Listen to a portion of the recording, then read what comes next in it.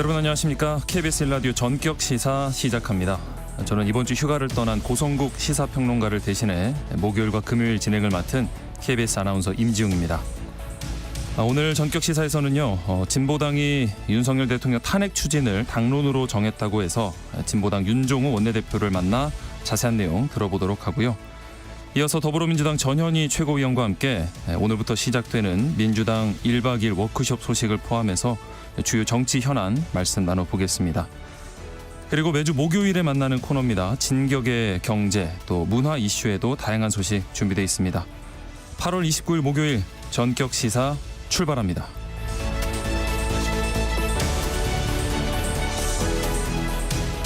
네, 전격 시사는 유튜브로도 실시간 방송해드리고 있습니다. 문자 참여는 짧은 문자 50원, 긴 문자 100원이 드는 샵 9730번으로 보내주시면 되고요. 콩 어플은 무료입니다. KBS 1라디오 채널에는 정치, 경제, 사회, 문화 등 다양한 명품 콘텐츠가 있습니다. 여러분 구독과 좋아요, 또 댓글 많이 부탁드리겠습니다.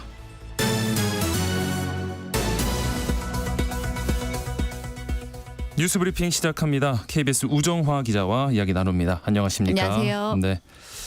오늘 첫 소식은 보건의료노조 파업 관련 속보인데요. 장기화된 의료 공백으로 인한 부담 등 처우 개선을 요구해온 보건의료노조 임단협이 간밤에 속속 타결됐습니다. 지금까지 몇 곳이 합의가 됐습니까? 예, 이 조금 전에 이 보건의료노조 발표를 보면 62곳 중에서 59곳이 이 잠정 타결이 됐습니다. 네. 그러니까 3곳이 남았습니다. 네. 이 노원을지대병원과 이 호남권역재활병원은 지금 협상이 결렬되기는 했는데 이 조정 기간을 연장해서 좀 파업을 일단 유보하기로 했습니다. 네. 계속 협상을 이어갈 것으로 보여서 이 최종 타결 여부를 좀 봐야겠습니다. 다만 이 나머지 한 곳인 광주의 조선대병원은 협상이 결렬되면서 오늘 오전 8시부터 이 파업에 돌입을 할 예정입니다. 네. 조선대병원에서 파업이 시작될 예정이지만 뭐 파업이 되더라도 뭐 응급실, 분만실, 이 투석실 등 이 필수 업무에는 필수 인력이 투입이 될 예정입니다. 노사 교섭이 타결된 병원 소속의 조합원들은 오늘 이 정상 근무를 해서 이 병원 차질은 없습니다. 네. 이 보건의료노조는 대다수가 타결돼서 파업 계획을 철회했다. 이렇게 밝혔습니다. 이 파업까지 불사한다고 했던 노조의 핵심 요구사항은 뭔가요? 네, 이 노조가 이 장기화된 지금 의료 공백 때문에 뭐 업무 환경이 너무 나빠졌다라고 하면서 이걸 핵심 이유로 해서 네. 이 주 4일제 시범 근무 또 6.4%의 임금 인상을 핵심 요구로 해왔습니다. 네. 지금 구체적인 타결 내용은 아직까지는 전해지지 않고 있는데 어느 정도 이 요구안에 좀 근접을 한 것으로 보입니다. 여기다가 어제 이 국회 본회의에서 대다수 간호사들의 이 수건으로 불렸죠. 네. 이 간호법 제정안이 통과가 되면서 총파업 분위기가 조금 좀 수그러든 것도 사실입니다. 뭐 환자들 불안이 어느 때보다 사실 좀 컸었는데 일단 이런 분위기에서 이런 상황에서 좀 일단락이 돼서 매우 좀 다행인 것 같습니다. 네, 불안감이 조금은 사그라들 수 있을 네. 것 같고요. 다음은 국내 정치권 소식입니다. 국민의힘 한동훈 대표가 대통령실을 향해서 2026학년도 의대 증원 유예를 다시 한번 요청했다고요. 네, 이 한동훈 대표가 의대 증원 유예가 유일한 대안이다라고 또 한 번 밝히면서 이 대통령실을 향해서 더 좋은 대안을 제시를 해달라 이렇게 요구를 했습니다. 네. 한 대표 측 관계자의 설명은 이 유예를 거부를 하는 건 이 대통령실이 지금의 의료 공백을 심각하게 안 보고 국민 건강 가지고 뭐 도박하는 것과 다름없다. 뭐 이렇게 좀 강도 높게 뭐 좀 비판을 했습니다. 네. 대통령실 한동훈 대표 이번에 또 한 번 이 이견이 좀 드러난 셈인데요.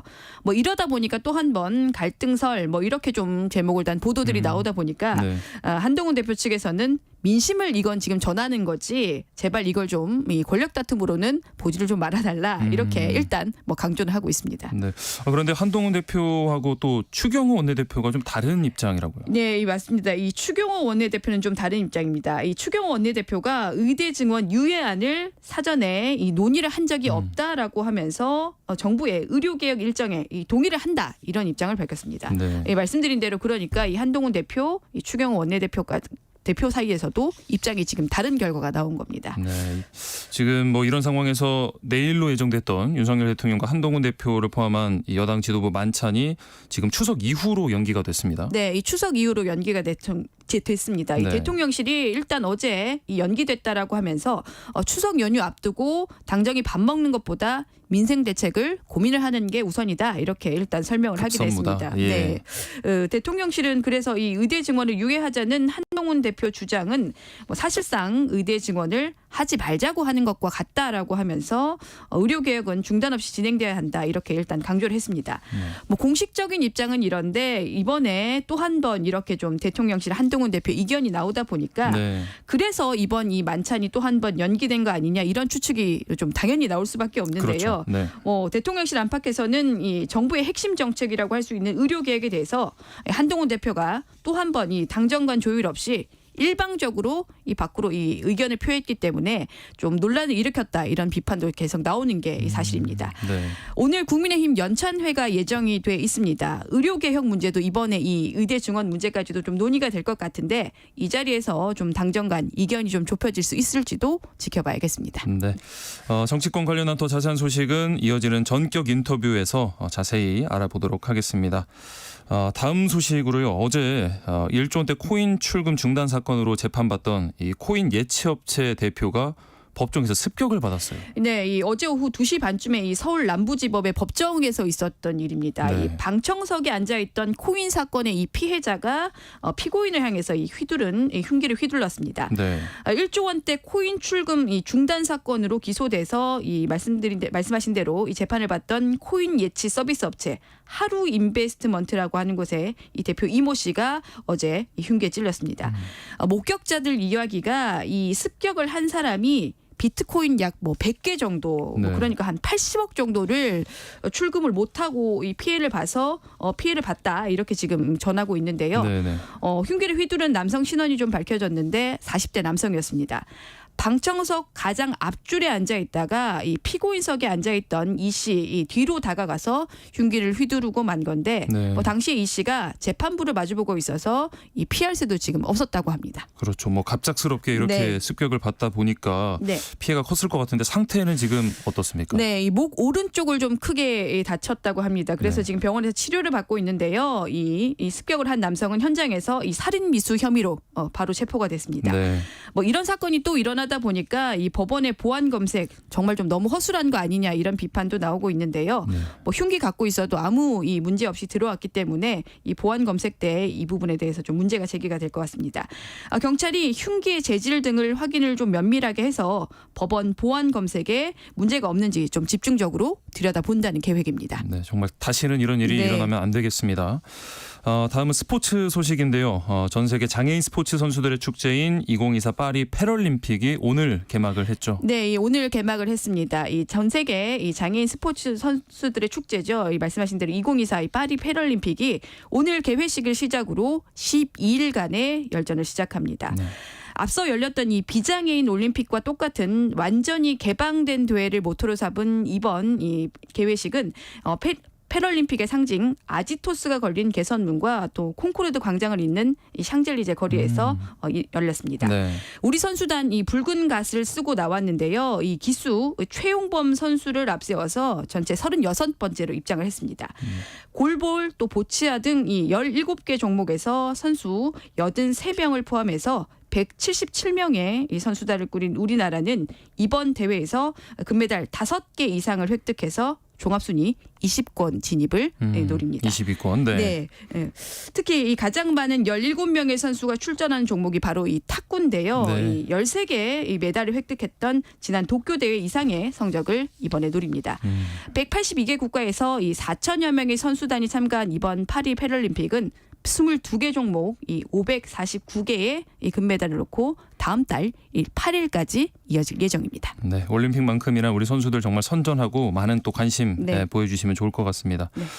간밤에 들어온 외신 속보 하나 전해드리겠습니다. 국내에서도 최근 전기차 화재 때문에 우려하는 분들이 많으신데 미국에서는 테슬라가 원인으로 추정되는 화재가 잇따르고 있다고요. 네, 이 말씀하신 대로 미국에서 지금 이 테슬라가 원인으로 추정되는 화재가 지금 잇따르고 있습니다. 네. 공교롭게도 이 사고 난 걸 보면 모두 이 차고에 이 테슬라를 주차해둔 상태에서 갑자기 이 불이 나면서 큰 피해가 났습니다. 네.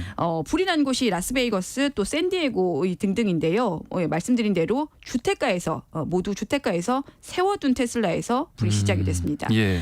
불이 뭐 작게 나는 게 아니라 나기 시작하면 한번 너무 크게 나서 뭐 피해가 집을 뭐 거의 다 태울 정도의 수준이었다고 하는데요. 네네.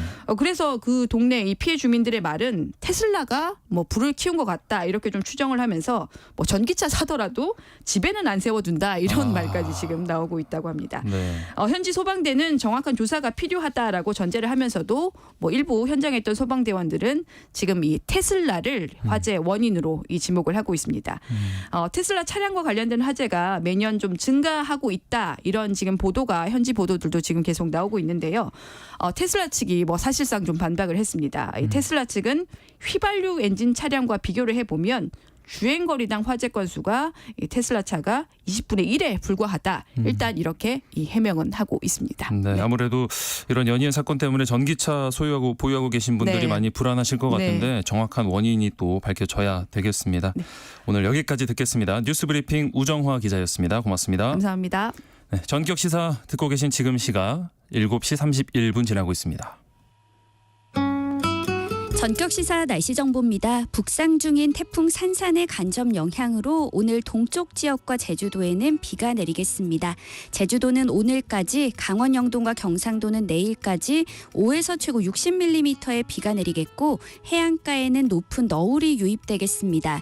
또 지금 남해안과 경북 남부 동해안, 제주도에는 강풍주의보도 발효 중입니다. 그 밖의 지역은 오늘 가끔 구름만 많이 끼겠습니다. 지난 밤 사이에는 남해안과 제주도에만 열대야가 나타났고 그 밖의 지역은 25도를 밑돌며 아침 공기는 시원한데요. 한낮에는 서울, 광주 34도, 대전 33도, 부산 32도까지 오르며 폭염이 이어지는 곳이 많겠고요. 동쪽 지역은 동풍의 영향으로 대구 31도, 강릉 28도 등에 머물겠습니다. 현재 서울의 기온은 24.1도입니다. 날씨 정보 송소진입니다.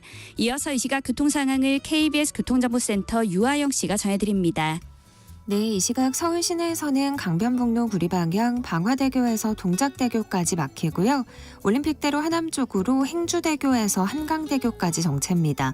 이 구간 지나는데 50분 이상 걸리고요.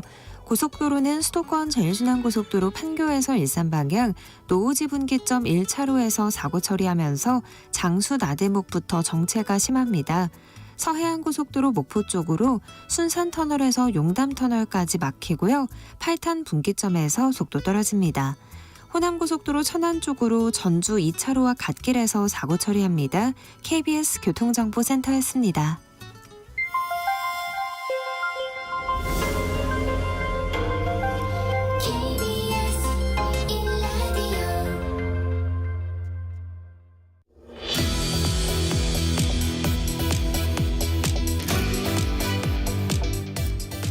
전격 인터뷰 시간입니다. 진보당이 최근 윤석열 대통령 탄핵 추진을 당론으로 결정을 했습니다. 이제 지역 순회를 시작하면서 국민 공감대 형성에 나섰는데요. 윤종호 진보당 원내대표와 자세한 말씀 나눠보겠습니다. 안녕하십니까? 안녕하십니까? 반갑습니다. 네, 반갑습니다. 윤 대통령 탄핵 추진을 당론으로 정했다. 어떤 의미일까요? 사실 많은 국민들이 이제 대한민국이 이대로 되겠느냐, 잘못하면 망하겠다 이런 걱정들을 많이 하고 있지 않습니까? 네. 또 이 땅에 함께 살기 힘들다 하시는 분들도 많고요. 또 우리 절대 국민들 다수의 민심을 아는 것이라고 볼 수 있고요. 지금까지 뭐 여러 단위에서 탄핵에 대한 이야기가 많았지만 우리 그 정당에서 탄핵을 직접적으로 이렇게 주장한 것은, 당론으로 정한 것은 우리 진보당이 처음이라고 생각합니다. 네. 뭐 저희가 뭐 이렇게 탄핵을 추진한다기보다는 윤석열 정부가 추진하는 정책들이 좀 탄핵을 불러오고 있다 이렇게 생각하고 있습니다. 이제 뭐 당론 정함과 동시에 또 지역 순회를 이어가고 계시잖아요. 네네. 어디부터 출발하셨죠? 네, 지금 지난주에는 이렇게 이제 호남부터 또 이렇게 뭐 부산, 울산을 다녀왔고요. 오늘은 또 대구로 가고 있는데요. 예. 뭐 제가 직접 다니는 건 아니고 우리 상계지도부에 우리 김재현 당대표가 이번에 새롭게 출범을 했거든요. 네. 대표를 중심으로 대표단이 전국을 순회하고 있습니다. 네, 지금 뭐 방송하시면서도 아마 듣고 계실 것 같은데 네네. 현장에서 그러면 지역민들 반응은 좀 어떻던가요? 예, 뭐 지역에 주로 가면 이제 당원들도 만나고 노동자도 간담회하고 또 지역 언론사하고 이렇게 기자회견도 하고 또 많은 시민들을 광범위하게 만나고 있는데요. 사실 이렇게 공정과 상식으로 출범한 우리 윤석열 정부 아니겠습니까? 네. 그것이 사라졌다. 여기서 다녀보면 실제적으로 대통령에 대한 실망감이 많은 것이 사실이고요. 그래서 하루빨리 내려오게 해야 한다. 이런 이야기들을 많이 하고 있고요. 문제는 이제 우리 국민들이 정치에 대한 관심이 줄어들고 네. 또 정부에 대한 또 기대도 없다. 이런 것이 더 안타깝게 생각합니다. 예. 뭐 지역민들, 국민들 반응도 반응인데 국회의원들의 반응도 궁금합니다. 지금 네네. 윤 대통령 탄핵을 찬성하고 좀 어떤 진보당 역할을 응원하는 분들은 얼마나 많이 계신가요? 예, 뭐 이제 뭐 의원님들 만나기를 시작했고요. 뭐 응원한다기보다는 함께한다 이런 말씀이 맞는 것 같고요. 네. 사실 어떤 형태든지 이제 뜻을 같이 하는 분들 많이 만나고 있는데요. 얼마 전에 그 우리 야 7당 원내대표들이 모여서 저녁 식사를 한 적이 사실 예, 있습니다. 예. 그 자리에서도 대부분 이제 그 대표님들께서 또 거부 정치로 일관하고 국민들을 무시하고 또 민주주의를 파괴하고 또 일본에는 다 퍼주고 거기다가 이제 전쟁 위기까지 초래하는 윤석열 정부에 대해서 이제 한계에 왔지 않냐 이런 부분에서 상당 부분 이렇게 동감을 했다 이런 말씀 드리고 싶습니다. 네. 뭐 이렇게 뭐 이야기를 나누신 정도라고 말씀을 해주셨는데 네. 사실 구체적으로 이 윤 대통령 탄핵에 찬성하는 의원들을 모아서 네. 탄핵 연대 의원 네. 모임을 만들고 국회의원 수 동참하는 분들을 좀 늘리겠다고 하셨는데 네. 의원 모집은 좀 어떻게 하실 생각이신가요? 근데 일단 뭐 탄핵을 해야 된다고 이렇게 먼저 주창하신 분들이 사실은 좀 계세요. 네. 촛불 행동과 함께하는 의원 모임이라고 이분들이 그런 것을 주장했고 또 함께하자는 이야기를 했고 또 거기에 이제 저희도 동참해서 그러면 좀 같이 하는 의원들을 한번 모아보자 이렇게 해서 제가 또 이렇게 여러 의원님들한테 제안하고 네. 이렇게 해서 뭐 다음 주쯤에는 초등 모임으로 이제 탄핵을 준비하는 뭐 의원연대든 의원 모임이든 명칭도 정하고 또 앞으로 활동 계획도 이렇게 뭐 만들고 또 뭐 기자회견 어떻게 할 것인지 이후에 다른 의원들을 어떻게 더 규합해 나갈 것이 이렇게 좀 확대해 나가는 부분에 대한 논의를 이제 본격적으로 시작할 계획을 가지고 있습니다. 네.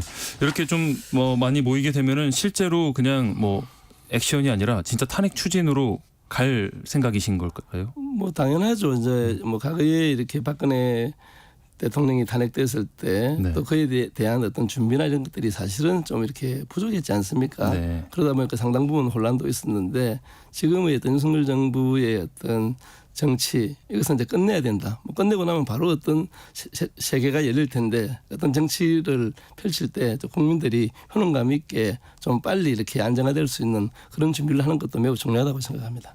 근데 사실 대통령 탄핵이라는 게 조건이 필요하잖아요. 네, 그렇죠. 뭐 탄핵을 추진한다고 해도 네. 그런 탄핵될 만한 법률적인 조건이 있어야 가능할 텐데 네. 탄핵 소추안 발의 가능하다고 보십니까?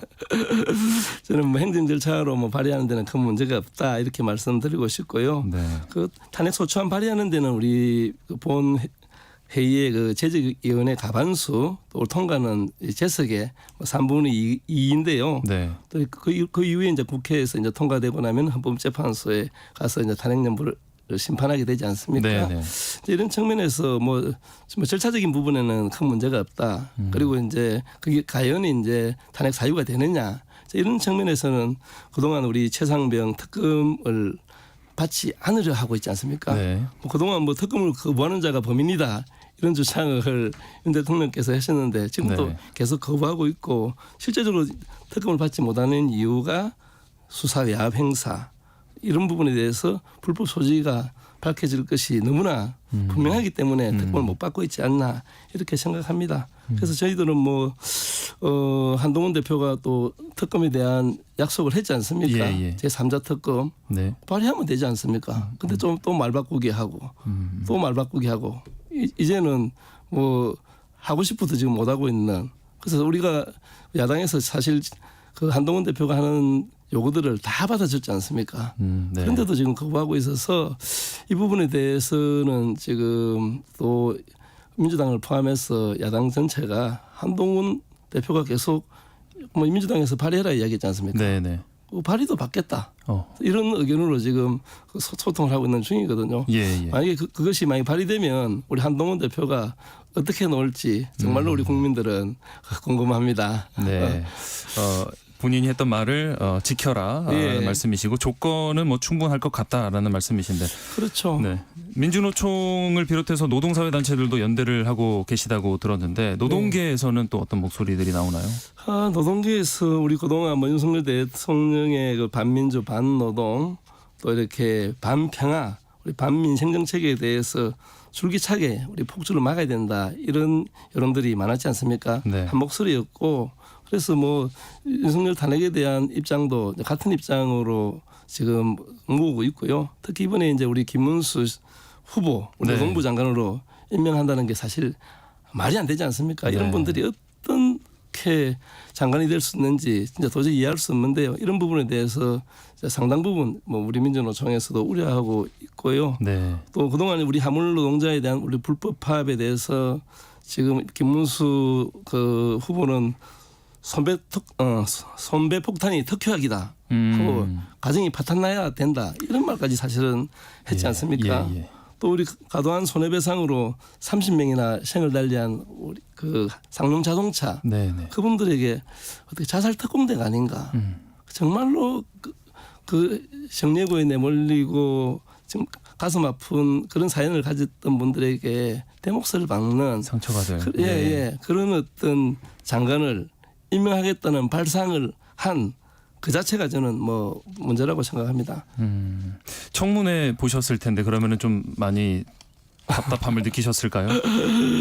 예, 뭐 답답함을 많이 느꼈죠. 뭐 사실 이 장관 후보자를 자질을 검증하는 청문회 아닙니까, 그죠? 네네. 사실 우리가 보통 인사가 만사다 이런 이야기를 많이 하는데요. 네. 하여튼 대통령의 가장 책무가 저는 이렇게 기본적으로 이렇게 국민 통합 아닙니까? 예, 그리고 이제 예. 국민의 삶을 지키는 것인데 국민 통합과 삶을 지키는데 가장 부적격인 인물 이런 분을 그 후보로 추천한 윤석열 대통령이 일단은 문제라고 생각하고요. 뭐 자진 사퇴하는 게 가장 맞고 또 아니면 우리 바로 이렇게 제명을 처리하는 것이 저는 맞다고 생각합니다. 네. 그런데 뭐 정진석 비서실장이 네. 그 김 후보자의 발언, 뭐 일제시대 선조들의 국적이 일본이다라는 발언에 대해서 예. 개인적으로는 부적절하다라는 예. 의견을 밝히면서도 예. 지명 철회는 하지 않겠다, 뭐 건의는 하지 않겠다라고 했는데 임명이 뭐 될 걸로 보입니다. 어떻게 하시겠습니까, 대응을?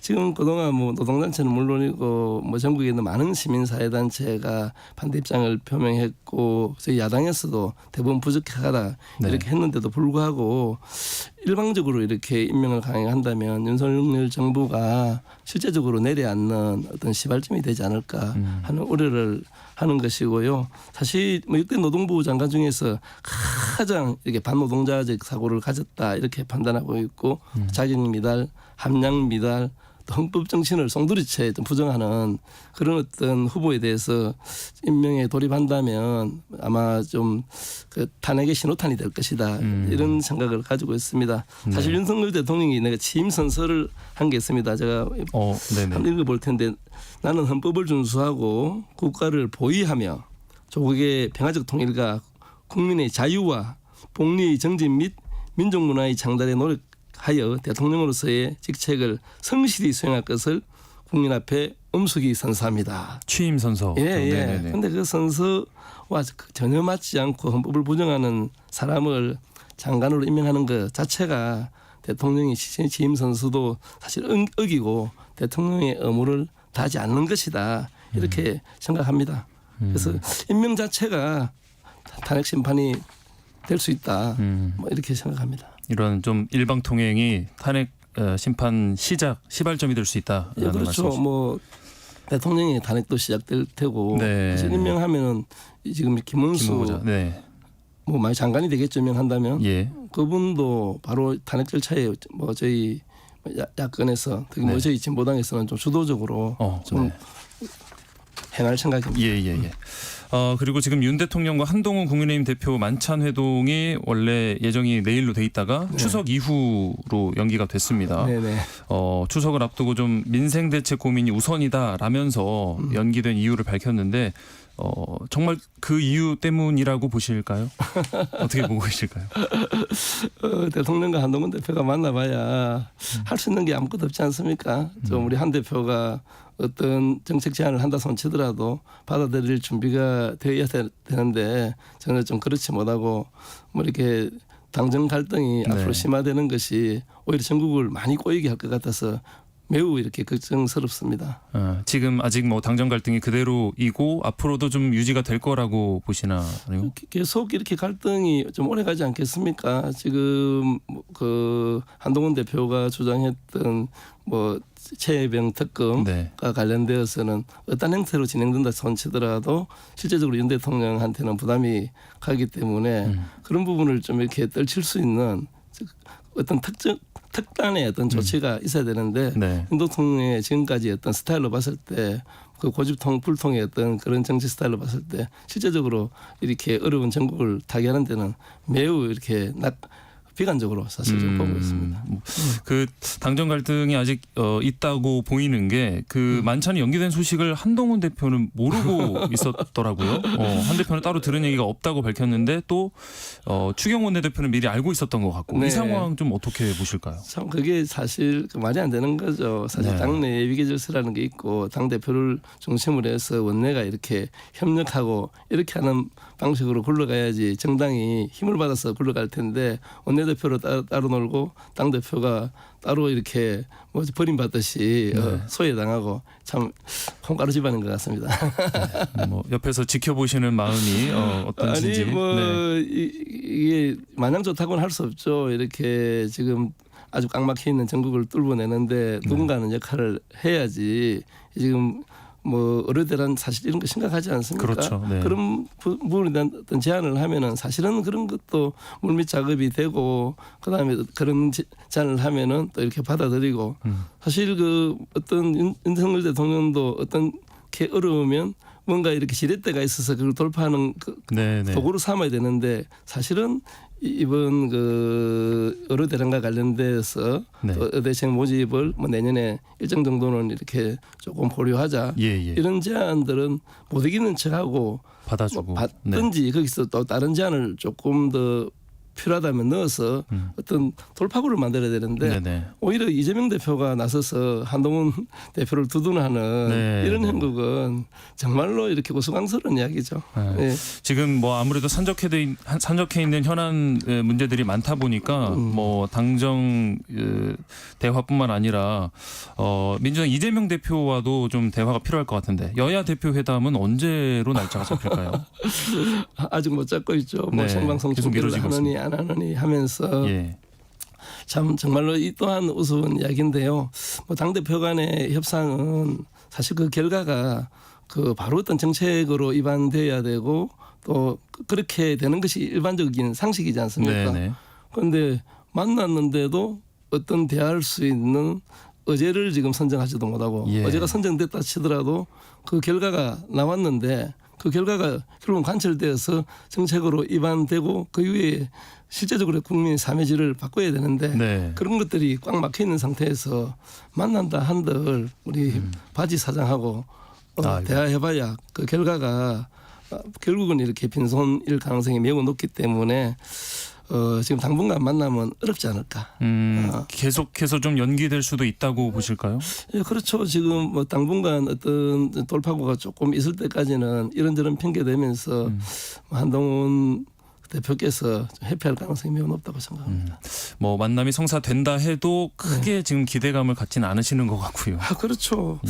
그런데 이제 의료대란은 정말로 좀 심각하지 않습니까? 다른 부분은 몰라도 좀 그 의료 문제에 대해서 실제적으로 현장에 좀 많이 나가봤으면 좋겠어요. 저도 안타까운 게 저희 그 이모부가 대구에 사는데 예, 예. 갑자기 이렇게 장이 터져가지고 아이고, 네. 대구에 상당 부분 큰 병원들도 많은데 네. 그 찾다가 못 찾아서 어렵게 이제 울산에 한 병원에 수술 가능하다 해서 예. 와서 뭐 이제 생명에는 지장이 없게 되긴 다행입니다. 했는데 네네. 가까운 제 주변에도 이런 일들이 많이 일어나고 있는데 실제적으로 의료 현장은 엄청난 지금 많은 일들이 네, 일어날 거라고 네. 사실은 생각하고 있거든요. 예. 그리고 수술을 못 받고 있는 사람들이 너무 많아요. 네. 이렇게 저렇게 날짜를 못 잡고 밀리고 그런 과정에 수치로 드러나지는 않지만은 뭐 어떤 암에 걸리는데 2기에서 3기, 3기에서 4기 또 다른 데로 전이되고 예. 수많은 지금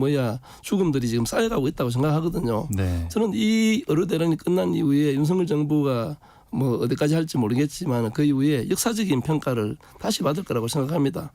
아마 지금 이로 인해 가지고 어찌 보면 수만 명이 목숨이 그 경각에 달려 있는 네. 이런 문제인데도 불구하고 너무 아무 문제 없다. 지금 관리하는데 큰 어려움이 없다. 이런 이야기를 하고 있다는 게 정말로 국민 한 사람으로서 안타깝게 생각하고 빨리 특단의 대책을 세워야 된다고 생각합니다. 아직은 뭐 수면 위로 확실하게 드러나지 않더라도 감춰져 있는 지금 피해들이 네. 생각보다 많을 수 있는 상황이니까요. 예, 뭐 사실 그 많다는 이야기를 오늘 뭐 여러 어떤 그 전문가들이 나와서 지금 네, 말씀을 하고 있고 예. 또 지금 현재 그 우리 그 대학생들이 네, 네. 전공의들. 의대 그래서 지금 뭐 거의 다 유급 네. 될 가능성이 사실 매우 높고 앞으로 향후도 지금 되게 문제거든요. 지금 이 대학생 의대생을 뽑은 학생들이 실제적으로 의사로 활동하려면 거의 한 15년 네, 네. 정도의 기간이 수련 기간이 필요한데. 필요하지 네. 않습니까? 예. 그 사이에는 아마 많은 또 이렇게 AI의 어떤 발달, 여기에 따른 의료 체계의 어떤 변경 이런 것들이 상당 부분 진행될 수 있을 거라고 생각하는데요. 일단 이제 하루가 시급한 것 같습니다. 예, 예. 오늘 윤석열 대통령이 국정 브리핑과 기자회견을 엽니다. 네. 진보당에서는 어떤 메시지가 나오기를 좀 기대하시고 계실까요? 네. 제 신보당에서 내 도저히 대통령직 하기 힘들다. 빨리 해야겠다. 큰 기대를 하고 계시는 것 같은데. 이런 말씀이 나왔으면 좋겠지만은 그 지금까지 윤석열 대통령이 뭘 하겠다 이런 이야기를 해도 실제적으로 이렇게 국민들이 신뢰하지 않습니다. 근데 이런 어떤 국정 브리핑을 하려면 최소한 어떤 동력을 얻기 위해서는 그동안의 어떤 국정 기조 이것을 변화시키겠다 이런 이야기를 하셔야 돼요. 국정 기조 변함없는 국정 브리핑 이거는 저는 뭐 하나마나 한 거다. 한마디로 말해서 입을 쓰고 만세 부른 것 같이 국민 보기에는 그냥 좀 헛소리로 들릴 가능성이 매우 높다.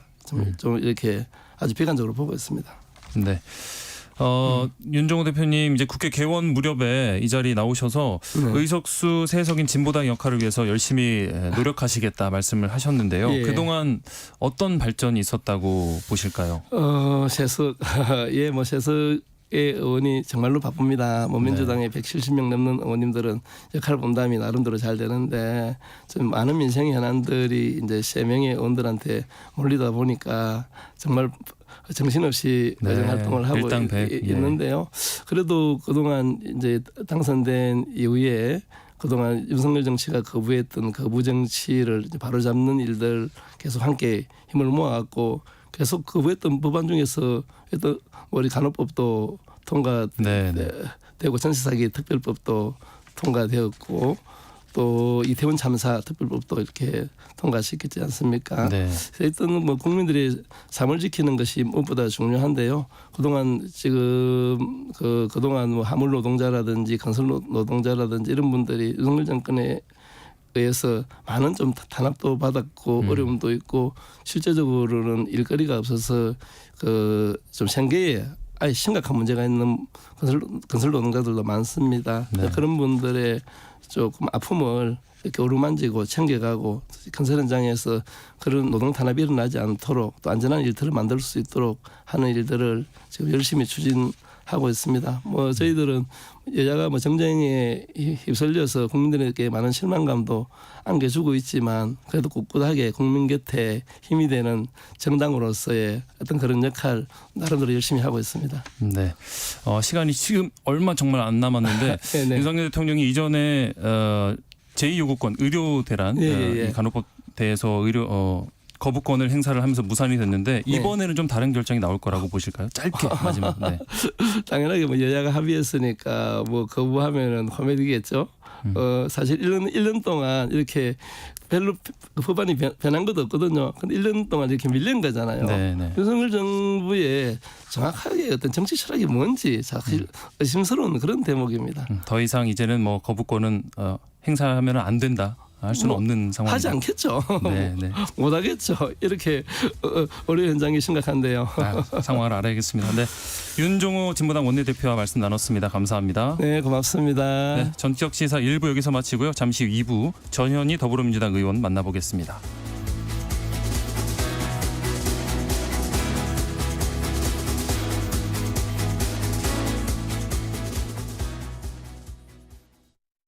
뜻하지 않은 임신으로 출산에 대한 고민을 하고 계신가요?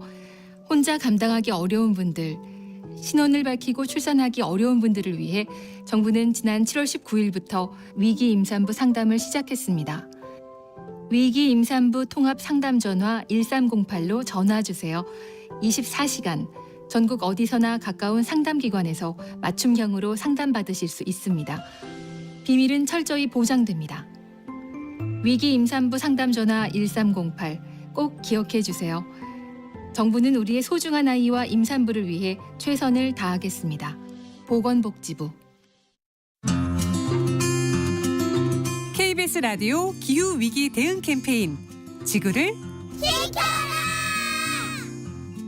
안녕하세요. 기후변화 청년단체 GYK 대표를 맡고 있는 김지윤입니다. 날씨가 이제 바뀌는 거를 모든 사람들이 느끼고 있고 그 청년들이나 청소년들이 기후 불안을 얘기를 하기 시작했습니다. 특히 코로나 시국이 지나면서 초등학생들한테 주로 받는 메시지의 레파토리가 비슷합니다. 너무 무서워요. 공부를 할 수 없어요. 그렇지만 내 주변에 있는 엄마, 아빠, 친구들은 신경 끄고 너 할 일이나 잘하면 된다라고 얘기를 한다.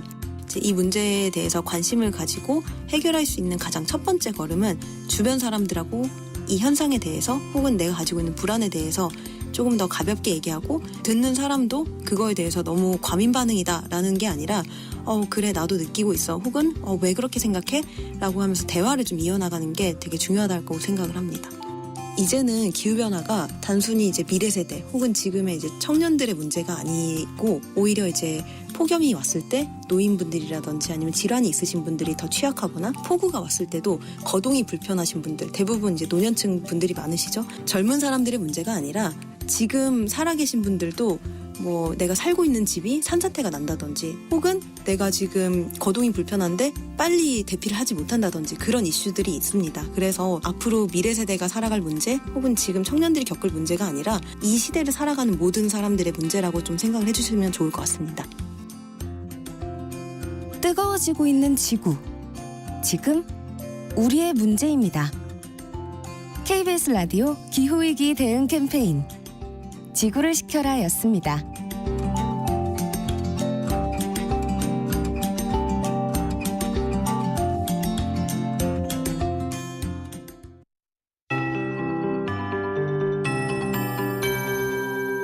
KBS 58분 날씨. 오늘 서울을 비롯한 서쪽 지역은 대체로 맑은 가운데 폭염이 기승을 부리겠지만 동쪽 지역과 제주도는 비가 오겠고 바람도 강하게 불겠습니다. 지금 태풍 산사는 일본을 향하고 있지만 세력이 강해서 우리나라에도 영향을 주고 있습니다.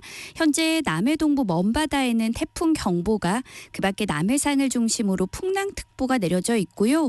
남해안과 경북 남부 동해안, 제주도에는 강풍주의보가 발효 중입니다.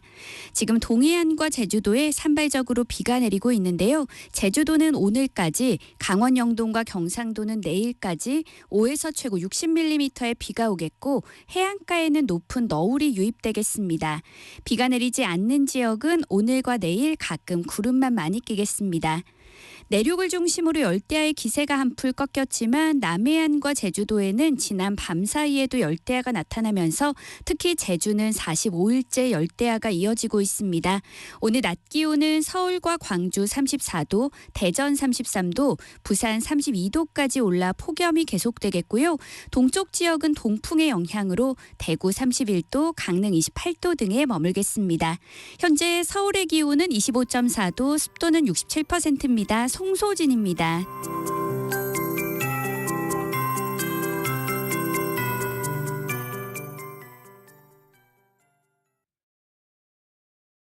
정성을 다하는 국민의 방송 KBS가 8시를 알려드립니다. AM 711kHz, FM 97.3MHz, KBS 1라디오입니다. HLKA.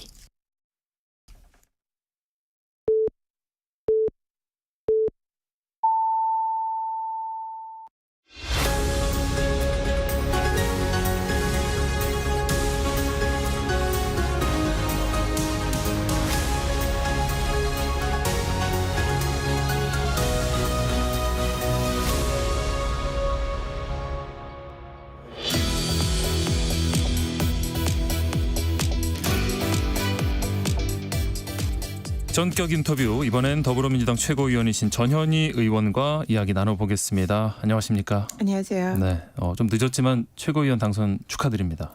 고맙습니다. 네, 이제 지도부 입성하신 지 이제 2주 정도 되셨습니다. 좀 짧긴 하지만 뭐 전당대회 과정부터 지금까지 여러 일들이 많았잖아요. 당선 소감과 또 활동 소감 한 말씀 부탁드리겠습니다.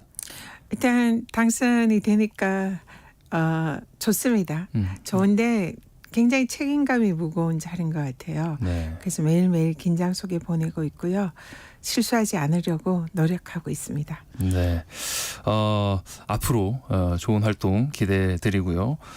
이재명 대표가 코로나19 격리를 끝내고 어제 이제 당무에 복귀를 했습니다. 첫 공개 발언으로 먹사니즘을 강조를 했고, 그 해법으로 지역화폐 개정안을 내놨는데 이제 당론 법안으로 또 추진할 예정이고요.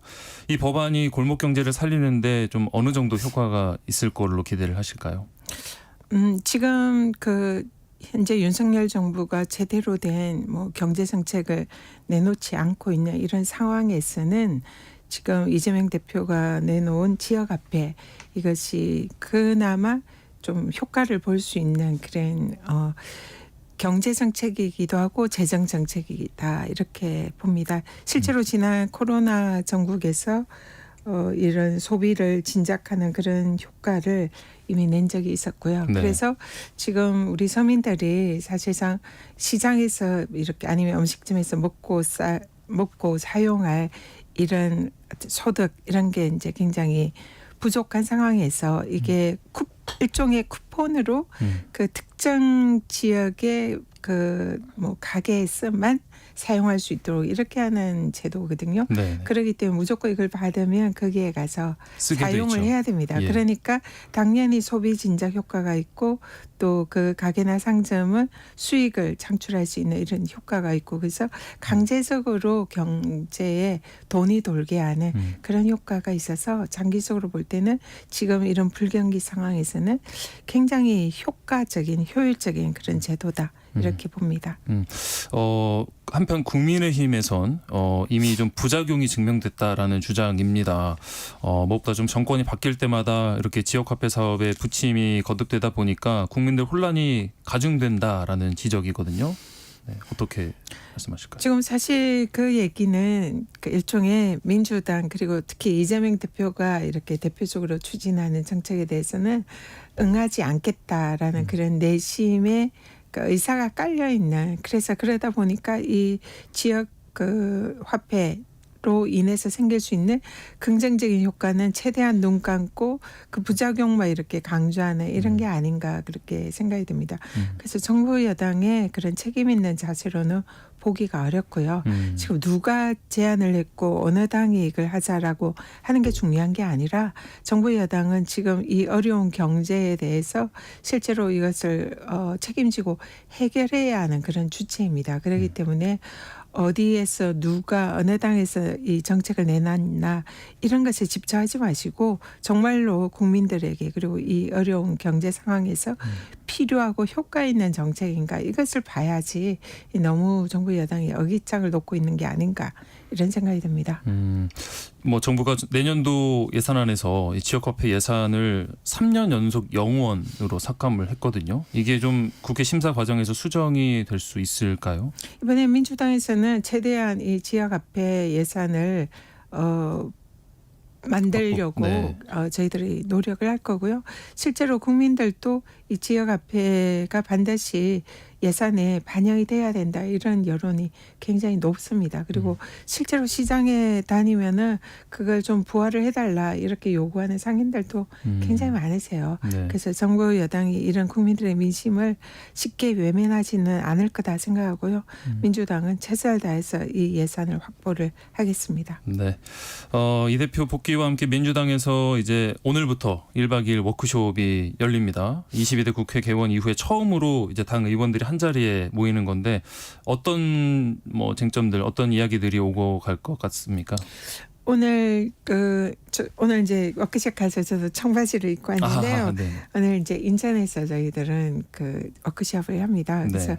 당연히 이번에 이제 9월에 정기국회가 열리잖아요. 예. 그래서 정기국회 현안이라든지 그리고 국정감사 대비한 그런 이제 당내 정책이나 이런 이제 방향성 설정이라든지 그리고 또 지금 이제 현재 결산 국회가 진행이 되고 있고 조만간 예산 국회가 열립니다. 그래서 네. 방금 지역화폐 이런 걸 포함한 민생 예산을 어떻게 편성하고 어떤 전략을 가져갈 것인지 이런 이제 다양한 주제로 논의가 있을 거고요. 또 상임위별로 또 저희들이 토론회를 합니다. 네. 그래서 그런 부분이나 또 민주당에서 앞으로 당론으로 추진하게 될 이런 민생 정책 법안 이런 거에 대한 다양한 논의를 하게 될 것이고요.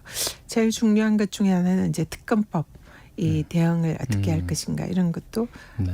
굉장히 중요한 현안으로 논의하게 될 것 같습니다. 네. 인천에서 워크숍을 가진다고 말씀하셨고요.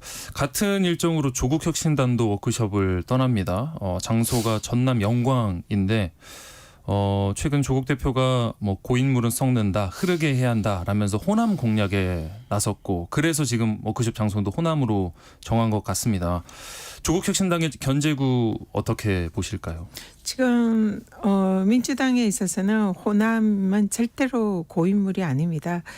저희 민주당의 뿌리고 살아있는 정신이죠. 그래서 가장 민주당에서는 중요한 그런 지역이고요. 네. 그래서 이번에 이제 그 보궐선거가 있습니다. 영광 군수, 곡성 군수 보궐선거가 있어서 아마 이제 다른 당에서 거기 좀 더 지역에 좀 이제 집중을 하기 위해서 가는 걸로 생각을 하는데요. 저희들은 이런 뭐 한때가 아니라 늘 호남을 중요시하고 또 호남과 함께하는 그런 정당이기 때문에 뭐 거기 그런 뭐 일시적인 한두 번 가는 이런 차원의 문제가 아니고요. 그래서 이번에 뭐 저희 최고위원들도 호남에 관해서 지금 또 더 어떤 식으로 집중적으로 지원을 하고 호남 정신을 살릴까 이런 부분에서 거의 최고위 할 때마다 논의를 하고 있습니다. 그래서 좀 더 또 선거를 맞이해서 더 지역 주민들이 수긍하고 공감할 수 있는 이런 다양한 호남에 대한 대책이나 정책도 저희들이 지금 준비를 하고 있습니다. 예. 그런데 이 민주당에서 좀 호남 홀대론이 제기가 되면서 사실 지금 지명직 최고위원회 이목이 좀 집중되고 있습니다. 이재명 대표도 지도부의 의견을 좀 수렴 중이라고 전해지는데 지도부에서 어떤 의견들 지금 나오고 있을까요? 호남 홀대론이 아니고요. 이번에 이제 아시다시피 민주당의 최고위원 선거가 처음에 15분이 나오셨고 네. 그리고 중간에 이제 컷오프 되면서 8분. 그 8분이 또 그 선거를 통해서 선출이 됐잖아요. 네네. 근데 우연히 보니까 전북 출신이 한 분이고 이제 전남 출신이 없는 거예요. 네네. 근데 그걸로 호남을 때라고 할 수 없죠. 왜냐하면 민주당의 전 당원이 권리당원이랑 대의원들이 참여해서 그 후보들을 직접 선출을 했기 때문에 그 과정에서 안타깝게 이제 전남 광주 출신 분이 네. 이번에 선출이 안 된 거죠.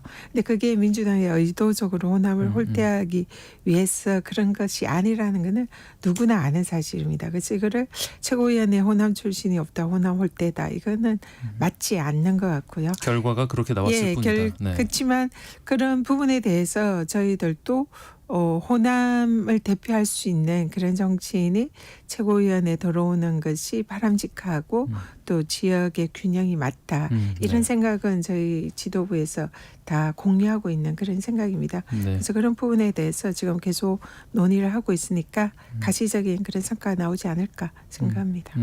그러면 최고위원께서는 어떤 인물이 좀 적합하다고 보실까요?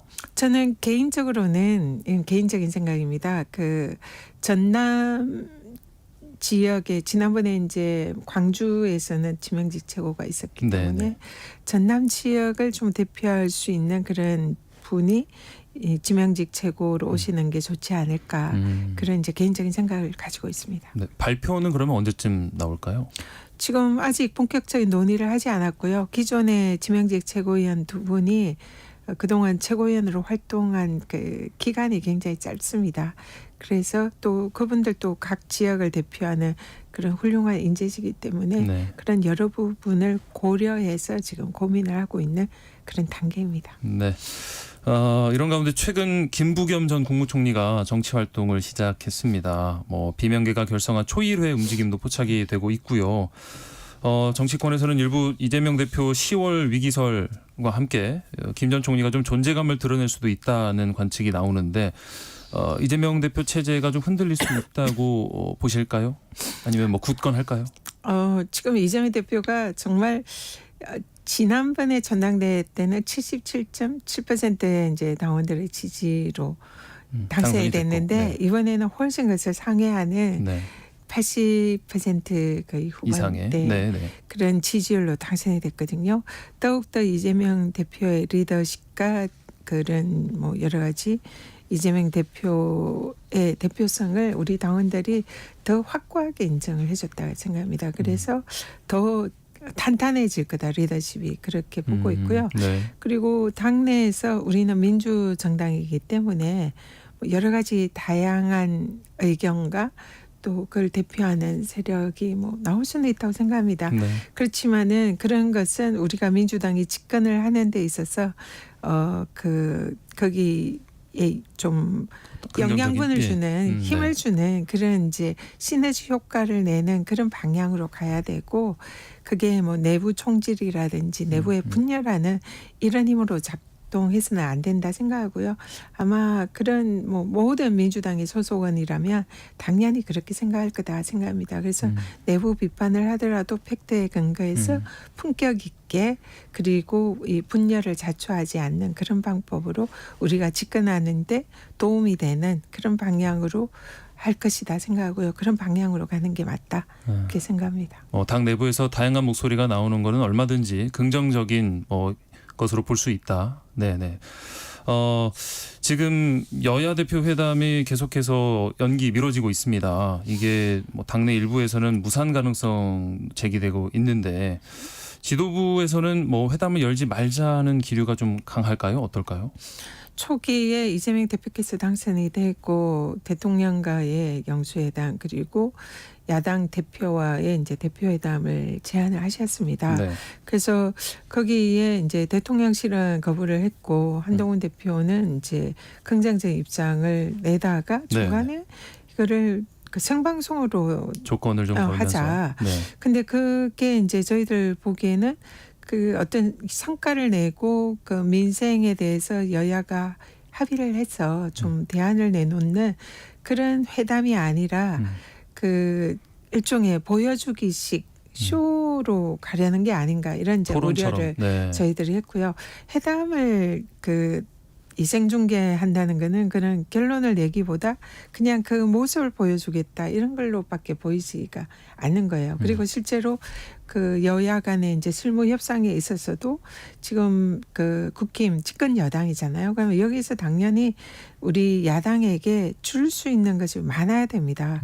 그래서 그런 그 여러 가지 정책 현안이라든지 이런 거에 대해서 실제로 집권 여당다운 뭔가 성과를 제안을 하고 야당이 그걸 받을까 말까 이런 모양이 돼야 되는데 저희들이 이번에 회담 의제로 이제 아까 민생지원금 그리고 또 최혜병 네, 특검, 특검. 그리고 또 지금 이제 한동훈 대표가 그 긍정적으로 입장을 표명했던 지구당 부활 네. 이런 사안들에 관해서 이제 지금 현안이 내리고 있거든요. 네, 그리고 네. 지금 의료 대란 문제. 근데 이 네 가지 사안 모두가 한동훈 대표가 사실상 권한을 가지고 있다고 보기가 힘든 거죠. 아, 그러니까 국힘 내부에서도 국회의원들 사이에 거기에 대해서 동의를 이끌어낼 그런 리더십도 없는 것 같고 그리고 무엇보다 그 용산 대통령제 윤석열 대통령을 설득을 해서 거기에 대해서 정부 정책을 바뀌게 하는 그런 힘도 없는 것 같고 그야말로 아무것도 할 수 없는 그런 대표가 아닌가 그런 게 이제 저희들 생각이고요. 그는 물론 이제 언론이나 한동훈 대표 대통령실의 이제 그런 언어를 통해서 저희들이 간접적으로 이제 생각을 하는 거죠. 네. 그러다 보니 실제로 대표회담이 열려도 한동훈 대표가 아무것도 할 수 있는 권한과 능력이 없다 이렇게 보이는 거고요. 네. 그걸 이제 모면하기 위해서 일종의 보여주기식 그 중계 방송을 통한 그런 이제 쇼를 하겠다는 거 아니냐. 그러면은 우리가 결국은 이런 회담을 응했을 때에 아무것도 얻지 못하면서 그 한동훈 대표의 쇼에 이용만 당하는 거 아니냐. 이제 이런 인식을 지금 민주당 그 지도부에서 가지고 있습니다. 이재명 대표께서는 당신이 이제 제안을 하신 거라 그걸 가능하면 이제 하시려는 이런 의지는 있습니다. 그런데 우리 최고위원들이나 지도부에서 볼 때는 이거 우리가 이용만 당하고 아무런 성과도 내지 못할 그런 회담을 굳이 할 필요가 있을까 이런 부정적인 기류가 있는 것도 사실입니다. 사실은 이 회담을 통해서 어떤 현안에 대한 답을 찾는 그런 과정이 돼야 할 텐데 오히려 그 회담 자체를 보여주는 그 결과로 좀 이용이 될까봐 조금 말리고 계신 성과는 상황인 것 같습니다. 없고 성과는 없을 게 거의 확실해지고 지금 보면 대통령실의 입장이라든지 국힘의 이제 내부 상황이라든지 보면 사실은 한동훈 대표가 아무것도 할 수 없는 그런 대표가 아닌가 이렇게 보이는데 그런 대표랑 우리가 TV 생중계나 이런 걸 가지고 했을 때 오히려 이제 이거는 국민들을 정말 실망시키게 될 그런 회담일 것 같다는 우려가 있습니다. 예. 다음 이야기로 좀 넘어가 볼게요. 검찰총장이 곧 바뀝니다. 후임으로 심우정 후보자가 지명이 됐고 이제 다음 주 3일에 법사위에서 인사청문회가 열릴 예정인데 참고인 중에 김건희 여사 오빠가 있습니다. 어떤 이유로 채택을 했을까요? 일단 이 김건희 여사 오빠인 김진우 참고인은 이번에 지명이 된 심우정 검찰총장 후보자와 고등학교 동창이라고 합니다. 예.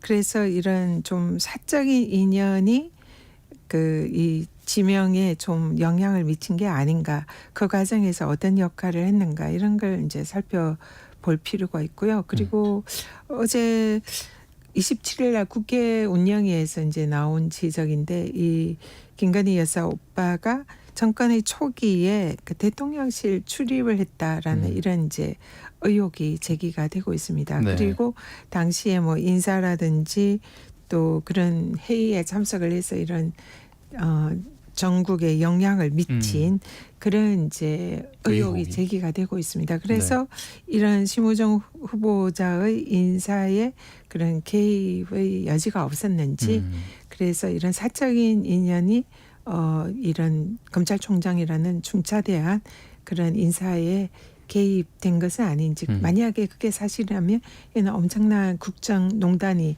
될 수가 있거든요. 네. 그래서 이 부분에 대해서 청문회에서 사실 여부를 확인할 필요가 있다. 그런 차원에서 참고인으로 민주당에서 신청을 했습니다. 예. 그러면은 이번 이 검찰총장 인사청문회에서 어떤 점이 가장 좀 쟁점이 될까요? 청문회 보시는 분들께 어떤 관전 포인트를 주신다면? 지금 심우정 법무부 차관이 그 이제 좀 제일 저희들의 문제라고 보는 것은 일종의 보원 인사가 아니냐 이렇게 보는 겁니다. 왜냐하면 추미애 법무부 장관 시절에 이분이 당시에 이제 기조실장이었는데요. 그때 이제 법무부 장관이 윤석열 검찰총장에 대해서 징계를 했었는데 네. 그 징계에 대해서 내부에서 이 심우정 기조실장이 가장 강력하게 반대를 한 그런 실무 책임자입니다. 네. 그래서 윤석열 총장에 대해서 그때 당시에 이제 윤석열 지키기에 앞장섰던 법무부 내부의 인사이고 이번에 이제 그런 것이 일종의 보온 보온으로. 인사로서 윤석열 대통령이 이분을 지명을 한 게 아닌가 이제 이런 의혹을 가지고 있는 거고요. 또 무엇보다도 그런 인식을 가진다면 지금 현재 윤석열 지금 대통령이 그 김건희 여사의 착탁금지법 위반 이런 게 수사심의에 지금 이제 올라가 있잖아요. 네네. 수사심의에서 만약에 재조사를 하라라는 이런 결론이 나오면 앞으로 심우정 검찰총장이 여기에 대해서 이제 검찰을 대표해서 이 수사에 대해서 책임을 질 텐데 네. 그 부분에 관해서도 이제 공정하게 과연 할 수 있는 그런 이제 분인가 이런 거에 대해서 이제 많은 의혹이 제기가 되고 있는 거죠. 그래서 그런 부분에 대해서 사실상 윤석열 대통령의 복심이고 윤석열 대통령 부부를 검찰에서 보호할 수 있는 그런 인사 그리고 과거에 자신을 보호해 줬던 그런 인사에 대한 보온 인사가 아닌가 이 부분에 관해서 심우정 검찰총장의 자격 여부를 저희들은 집중적으로 청문회에서 좀 추궁을 할 계획입니다. 그런 부분을 좀 주의 깊게 또 네. 봐달라라는 네. 말씀이셨고요. 다음 이야기입니다. 보건의료노조가 총파업을 예고한 가운데 민주당에서도 이제 특위를 꾸려서 대책을 마련하고 계신데요. 정부가 곧 다가오는 추석 명절 긴급 상황을 대비해서 응급실 전문의 진찰료 인상 방안을 내놨습니다. 저항이 있어도 의료개혁을 완수하겠다는 의지를 재차 밝혔는데요. 총파업 철회를 예고한 가운데 정부 입장과 대책에 대해서 어떻게 평가를 하실까요? 지금 그 윤석열 대통령이 그 사실 총선 전에 의사 정원을 이제 연 2,000명을 늘리겠다, 의대 정원을 늘리겠다 이렇게 발표를 하면서 사실상 지금 현재 의료가 붕괴가 될 그런 위기에 처해 있는 이런 상황을 대통령이 자초한 측면이 있습니다. 사실상 대통령의 그런 이제 국민들로도 설득을 못하고 의료계도 설득을 못하고 도대체 왜 갑자기 매년 2,000명이냐. 그리고 그것을 과연 그 우리 국가 시스템, 의료 시스템이 감당할 수 있냐. 네. 그리고 그렇게 매년 2,000명을 이 의대 교육이 그렇게 제대로 양질의 그 교육을 할 수 있냐. 그런 여러 가지 의문이 제기가 되는 그런 상황이고 거기에 이제 반발한 이 의대생 전공의 의사들이 지금 이제 사실상 파업을 하고 있는 그런 네. 상황입니다. 그러다 보니까 그 모든 피해가 고스란히 국민들이 받고 있는 거죠. 그래서 응급실에 가도 의사가 없어서 진료를 받지 못하고 응급실을 사실상 뺑뺑이 하는 그런 상황이 지금 곳곳에서 발생을 하고 있고 그리고 실제로 병원에 가도 의사가 없어서 치료를 못 받고 실제로 죽어나가고 있는 그런 환자들도 많은 것이 현실입니다. 네. 근데 이거를 정부 여당이 언제까지 눈을 감고 이걸 방기를 할 것이냐. 네. 그렇게 하면은 결국은 피해는 고스란히 국민들이 다 보거든요. 예. 그런 상황에서 대통령실이 응급실 이용을 좀 이제 낮추기 위해서 그걸 본인 부담률을 90%를 올리겠다 이런 네. 말도 안 되는 정책을 내놓는데 네네. 지금 응급실은 정말 그야말로 응급한 상황에서 국민들이 가는 거잖아요. 예. 그래서 그런 말도 안 되는 대책에 대해서 이재명 대표가 그럼 차라리 응급실 앞에 경찰을 세워라. 네. 그래서 그 뭐 응급 환자 아닌 거를 구별을 해라. 이런 이제 그런 그 지적까지 하는데 황당한 네네. 일이죠. 그래서 이 부분에 대해서는 근본적으로 대통령께서 자신의 뱉은 말이니까 그대로 네. 하겠다. 네. 이 고집을 끊고 네. 정말 의료계와 대화를 하고 네. 전문가들과 협의를 해서 다시 대책을 원점 재검토를 할 필요가 내놔야 있습니다. 한다. 예. 그래서 국민들을 무엇보다 국민의 생명을 볼모로 하는 이런 위험한 도박은 해서는 안 되고요. 네. 네. 대통령께서 이것만은 국민들에게 져야 된다. 그렇게 알겠습니다. 생각합니다. 네. 지금까지 더불어민주당 최고위원 전현희 의원과 말씀 나눴습니다. 오늘 말씀 고맙습니다. 감사합니다.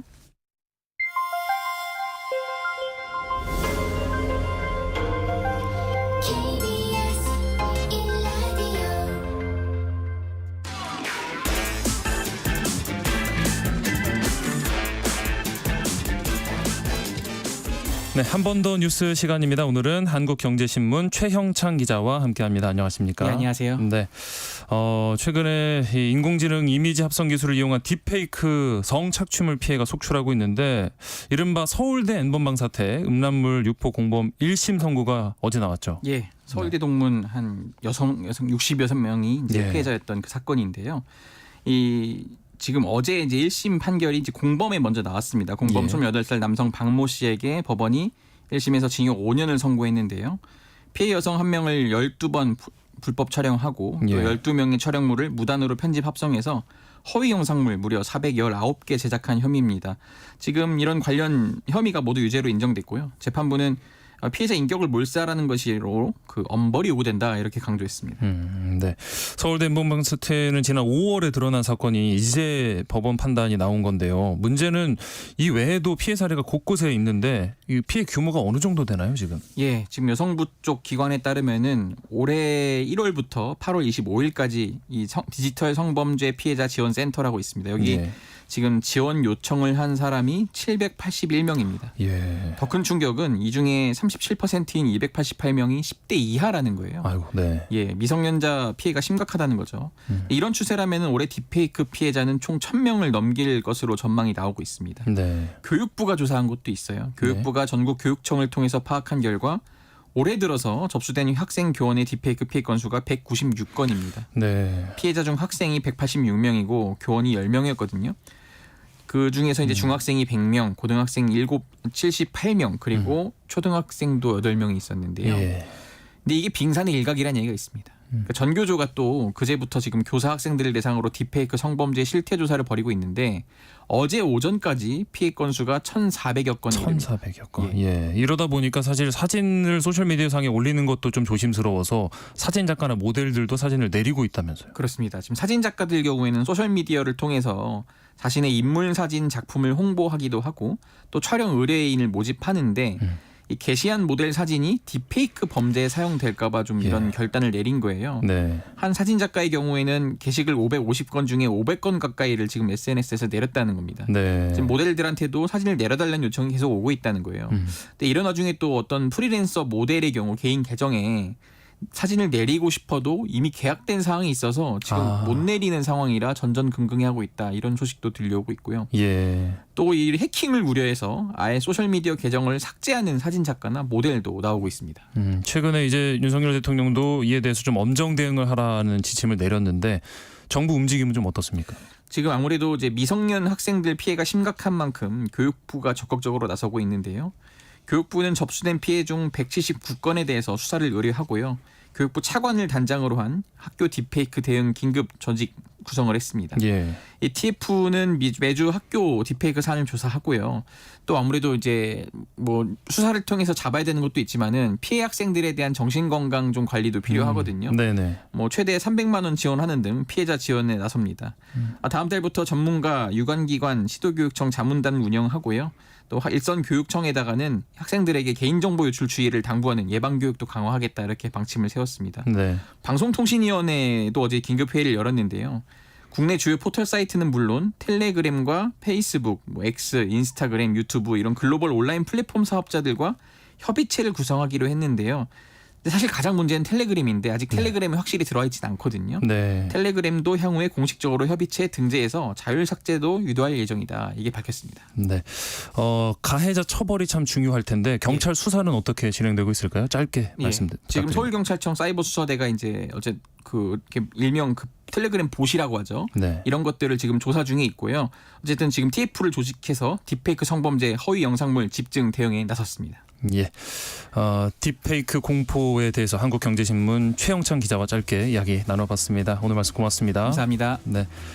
전격 시사 2부 여기서 마치고요. 잠시 후 3부로 돌아오겠습니다.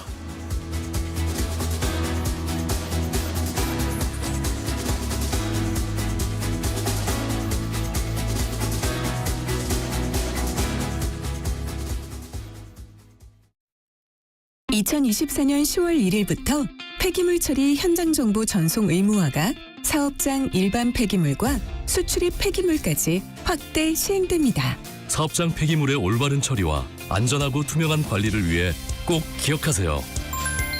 폐기물 수집 운반자는 차량의 실시간 위치 정보를, 폐기물을 처분하거나 재활용하는 자는 반입된 폐기물의 중량과 함께 촬영된 영상 정보를 실시간으로 전송해야 합니다.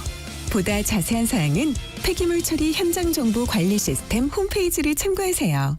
이 캠페인은 환경부와 한국환경공단이 함께합니다. 잠시 후 8시 반부터 일부 지역국에서는 해당 지역 방송을 보내드립니다. 워렌 버핏은 가치 투자, 필립 피셔는 성장주 투자, 피터 린치는 장기 투자. 방법은 달라도 목표는 하나. 성기영의 경제쇼가 성공의 길로 안내합니다. 깊이 있게, 명쾌하게, 지금 이 시대 경제에 관한 모든 것을 알려드립니다. 평일 오후 4시 5분 성기영의 경제쇼와 함께하십시오.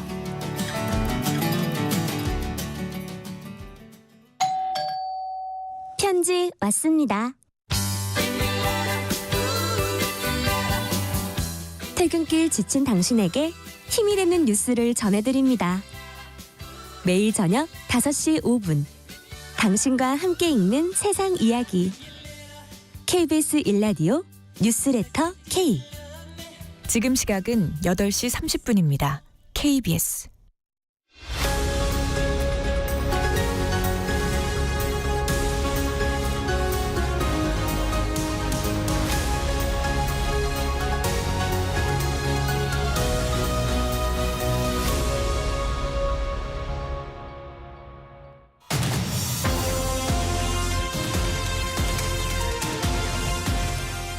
매주 목요일 성큼성큼 경제 다가가는 진격의 경제 시간입니다. 지난주 잭슨홀 회의가 끝나고 파월 연준 의장이 9월 금리 인하 가능성을 강력히 시사했습니다. 미국 금리 인하 시기와 폭이 어떻게 될지 이목이 쏠리고 있는데요. 우리 한국은행도 금리 인하 시기를 저울질하고 있습니다. 서강대학교 경제대학원 김영익 교수 모시고 이에 대해서 말씀 나누겠습니다. 교수님 안녕하십니까? 네, 안녕하십니까? 지난주 와이오밍주에서 미국 연방준비제도 잭슨홀 회의가 열렸습니다. 이번 잭슨홀 회의 어떻게 좀 보고 계시는지 평가 또 시사점을 좀 짚어주시면 좋겠습니다. 예, 이번 회의 주제가 통화정책 실효성과 전달력 재평가 이런 거 주제로 열렸었는데요. 네. 예, 그동안 저 금리를 올렸었는데 그 효과가 과연 나타나는지 이런 걸 평가하는 회의였습니다. 네. 예, 그런데 금리를 올리다 보니까 물가상승률이 높아졌는데 물가상승률이 낮아지고 소비가 위축되면서 고용 증가세가 둔화된다. 예, 그래서 파월 연준 의장이 이제 금리 인하 시기가 때가 도래하고 있다. 네. 이런 거 평가를 내렸습니다. 네. 이제 뭐 관심은 9월 중순에 이제 미국 연준 기준금리 결정 회의가 될 텐데 파월 의장이 시사한 것처럼 기준금리 인하 소식이 나올 걸로 보실까요? 네, 나올 거로 보고 있습니다. 네, 파월 연준장이 앞으로 발표되는 데이터 그리고 앞으로 경제 전망이 어떻게 될 것인가, 그다음에 중동 사태 같은 리스크 요인들 고려해서 금리를 결정하겠다 이런 식으로 이야기했는데요. 네. 지금 물가 상승률 낮아지고 고용 증가세 둔화되고요. 앞으로 경제 전망도 조금 낮출 것 같아요. 네. 그래서 9월에 금리 인하할 가능성이 매우 높아지고 있다. 이렇게 볼 수 있을 것 같습니다. 예. 그러면은 금리 인하가 이루어진다면 이제 그 폭이 중요할 텐데 0.25%와 0.5% 인하 중에 어느 쪽이 우세하다고 보실까요? 예, 저는 0.5% 인하 가능성이 좀 높다고 보고 있습니다. 예. 뭐 제가 그렇게 보는 이유는 이론적인 뭐 소위 그 테일러 준칙이라고 경제 이론이 있는데요. 네. 그걸로 적정금리 추정해 보니까 한 4.2%가 나와요. 예. 현재 연방 기준금리 상한선이 5.5%거든요. 네. 그러니까 지금 경제력에 비해서 금리가 너무 높다는 겁니다. 네. 그래서 시장에서는 0.25%포인트 인하할 확률이 더 높다 그러는데요. 뭐 제가 보기에는 물가 상승은 낮아지고 고용 증가세도 둔화되고 있기 때문에 아마 0.50%포인트 인하할 것이다. 그렇게 보고 있습니다. 그러면은 미국 연준이 이 기준금리 결정하는 데 있어서 좀 가장 중요하게 고려하는 뭐 지표나 데이터는 뭐가 될까요? 예, 미 연준의 통화 정책 목표가 물가 안정하고 고용 최대화예요. 네. 예, 그런데 물가 상승률은 많이 낮아지고 있습니다. 네. 물론 목표치가 2.2%입니다만 최근에 2.5%까지 낮아지고요. 점차 거기에 접근할 거라는 거죠. 예, 그런데 고용 증가세가 둔화되고 있다는 겁니다. 그래서 다음 주 금요일 날 미국의 그 8월 고용 동향이 발표되는데요. 그래서 작년에는 올 평균 한 25만 개 증가했고 올 상반기에는 22만 개 증가했어요. 네. 그런데 7월부터 11만 개 증가세로 많이 둔화되고요. 아마 8월 데이터는 10만 개 이하로 낮아질 수 있다는 겁니다. 네. 그래서 고용 데이터가 다음 주에 발표될 고용 데이터가 별로 안 좋게 나오면은 네. 금리를 인하할 거라는 겁니다. 그래서 물가 상승률은 낮아지고 다음 주 발표될 고용 데이터 보고 앞으로 금리 인하 시기와 금리 폭을 결정할 것 같습니다. 당장에는 고용 데이터, 곧 발표되는 고용 데이터를 지켜보면 그렇습니다. 되겠네요. 이 미국이 금리를 내리면 사실 세계 경제도 영향을 많이 미칠 것 같은데 어떤 변화가 좀 예상이 될까요? 먼저 긍정적인 측면을 좀 얘기해 주신다면. 미국의 금리를 인하하면 돈이라는 게 눈이 있어가지고 그동안 미국 금리가 높으니까 미국으로 돈이 몰려들고 달러 가치가 올랐거든요. 그런데 미국이 금리를 내리면은 미국으로 더 이상 돈이 안 몰려들고 다른 나라로 이동하게 되는 거죠. 그래서 이머징 마켓은 상당히 혜택을 보게 될 거예요. 예를 들어서 우리 환율도 원달러 환율도 얼마 전에 1,380원 뭐 이 근처 움직이다가 미국이 금리를 인하한다니까 1,330원까지 떨어졌습니다. 그러면 우리 환율이 떨어지면 우리 물가 상승률 둔화되고 우리 한국은행도 금리를 인하할 수가 있게 되는 거죠. 그리고 다른 나라도 마찬가지로 특히 신흥국이 금리를 인하하면서 경기를 부양할 수 있습니다. 그러면 그 나라 신흥국 경제가 좋아지고 신흥국 주가가 올라가죠. 그래서 달러 지수가 하락할 때는 미국 주가보다는 우리나라나 신흥국 주가가 더 많이 오르는 이런 경향이 있었습니다. 미국뿐만 아니라 지금 다른 나라들도 다 상황을 지켜보면서 좀 숨죽이고 있었는데 숨통이 조금 트일 수 있겠네요. 그렇습니다. 금리를 인하하게 되면 사실 이 국제 유가나 또 금값 상승 같은 부정적인 영향도 있다고 보는데요. 최근에 또 국제 금값이 뭐 사상 최고치 행진을 보이고 있는데 금리 인하 부정적인 측면은 어떻게 보실까요, 교수님? 말씀하신 것은 금이나 그다음에 국제 유가는 달러로 표시되거든요. 그러니까 달러 가치가 하락하면은 금가격도 오르고 유가도 오를 수가 있어요. 특히 금가격은 최근에 너무 많이 올랐다고 조정 보이고 있는데 금값은 앞으로 더 오를 수도 있습니다. 더 올라요? 그렇습니다. 그런데 이제 부정적인 측면이라는 거는 미국이 금리를 인하하면 미국 경제가 나빠져가지고 경제가 나빠져서 금리를 인하하나 라고 생각할 수 있는 거죠. 그렇게 되면 미국 주가가 많이 떨어질 수가 있어요. 그래서 미국 주가가 떨어지면은 주식형 펀드로 돈이 덜 들어오고 다른 나라 주가도 같이 떨어지는 뭐 이런 일시적인 현상은 있을 수가 있습니다. 하지만 그게 좀 건강해지는 과정이라고 보시는 걸까요? 그렇죠. 금리를 인하하면은 나중에 미국 소비도 증가하고 다시 미국 경제도 좋아지고 특히 신흥국의 환율이 떨어지니까 물가 상승률을 안정적으로 운영할 수가 있으니까 또 금리를 내리면은 그 나라 소비가 증가하면서 경제가 회복되게 됩니다. 일반적으로 그러면은 말씀해 주신 것처럼 금리가 떨어지면 주가는 올라가는데 또 실업률이 상승하면 주가는 또 하락하는 경향을 보이잖아요. 어느 쪽이 금리 하락과 실업률 상승 어느 쪽이 주가에 더 큰 영향을 미칠까요? 시기에 따라 다릅니다만 제가 통계 분석을 해보니까 금리보다는 실업률이 미국 주가에 조금 더 영향을 미치고 있어요. 그리고 지금은 경기 확장 국면 후반에 미국 주가가 굉장히 많이 오른 상태거든요.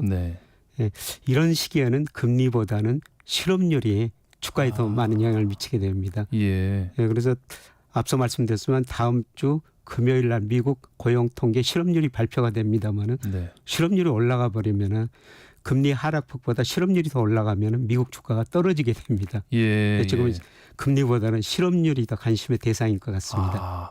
금리 인하 폭도 그렇고 뭐 주가도 그렇고 고용 데이터를 주목해서 봐야겠네요. 그렇습니다. 우리나라의 이제 뭐 투자자들 가운데 서학개미들 미국 주식에 투자하는 분들도 많이 계시는데 미국 투자 비중을 그러면은 앞으로 어떻게 좀 가져가는 게 좀 좋을까요? 줄이는 게 좋을 것 같아요. 우리 국민들이 작년 보니까 해외 주식 투자를 많이 하는데요. 63%가 미국 주식입니다. 그런데 미국 실업률이 올라간다는 것은 미국 경제가 별로 안 좋다는 거고 미국 금리도 떨어지고 그다음에 주가도 떨어지고 달러 가치, 달러 지수도 떨어진다는 겁니다. 달러 지수가 떨어질 때는 우리나라 주가, 이머징 마켓 주가가 상대적으로 미국 주가보다 더 많이 올랐어요. 그래서 그동안 미국 주가가 많이 올라가지고 우리 국민들이 미국 주식을 굉장히 많이 투자했는데요. 지금은 조금 줄여야 될 것 같아요. 지금 63%인데 너무 높고요. 한 50% 이하로 줄여가지고 이거를 뭐 인도 주식에 투자하든지 아니면 동남아 베트남에 투자하든지 그리고 중국 주가도 지금 별로 안 좋거든요. 예. 뭐 중국 주 비중도 1.8%밖에 안 돼요. 네. 근데 중국 비중도 한 3% 정도까지 올리셔도 되지 않을까 그렇게 생각됩니다. 지금은 사실 미국 쪽으로 좀 많이 쏠려 있는데 예. 비중을 조금 조절을 해서 다른 쪽을 한번 보시는 것도 좋을 것 그렇습니다. 같다라는 예. 말씀이시군요. 미국 금리 영향을 많이 받는 게 또 우리나라인데요. 우리나라 금리 인하 시점은 언제쯤이라고 보실까요? 예, 통화정책 방향 결정회의라고 한국은행에서 하는데요. 네. 뭐 8월에 안 내렸죠. 네, 네, 그런데 다음 10월, 11월에 있는데요. 제가 보기엔 10월, 11월 두 번 내릴 것 같습니다. 9월에 이제 미국에서 움직이는 걸 보고. 예, 네. 우리 저 한국의 통화정책 목표는 물가 안정하고 금융 안정이에요. 예. 그런데 우리 물가 상승률 아마 9월쯤 가면 2% 목표치에 접근해 갈 겁니다. 네. 그런데 한국은행이 그동안 금리를 못 내렸던 거는 금융 불안이라는 거죠.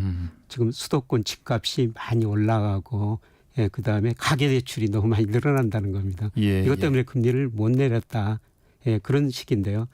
예, 그런데 제가 분석해 보니까 한국의 기준금리보다는 대출 금액이 우리 그 서울 아파트 가격이 더 영향을 줍니다.